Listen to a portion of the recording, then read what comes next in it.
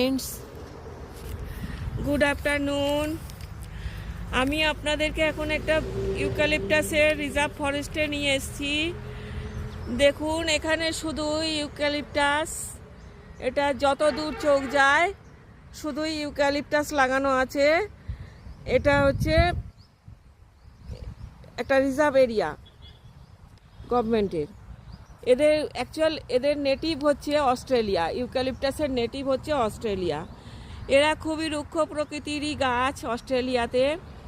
দেখুন, এখানে প্রকৃতিটাও খুবই রুক্ষ, তো আপনারা জানেনই, মালভূমি অঞ্চলের জায়গা।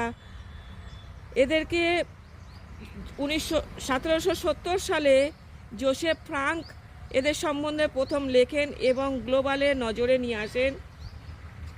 এখন এদের ফুল হয়েছে, ফুল দেখাবো আপনাদের। ফুল থেকে ফলও হয়, এটা একটা সপুষ্পক উদ্ভিদ। 1800 সালে এদেরকে গ্লোবালে নিয়ে আসা হয়, পরিচয় করানো হয় এবং এদের ফুলটা দেখাচ্ছি। ফুলটা এখানে আছে, নিয়ে যাচ্ছি, দাঁড়ান একটুখানি। এই যে দেখুন, এই যে ডালটাতে পুরো ফুলে ভর্তি হয়ে গেছে, আর এদের থেকে ফলও তৈরি হয়। এই যে ফুল, এবং এর থেকে ফলও তৈরি হয়। এতে এক ধরনের নীল কালারের আঠা তৈরি হয়। এই যে ফুলগুলো দেখতে পাচ্ছেন, এক ধরনের নীল কালারের আঠা পাওয়া যায় এবং এটা এর থেকে কাফ সিরাপ আর কি, কফ সর্দির মেডিসিন তৈরি করা হয়। এটা একটা ঔষধি গুণসম্পন্ন গাছ এবং এর থেকে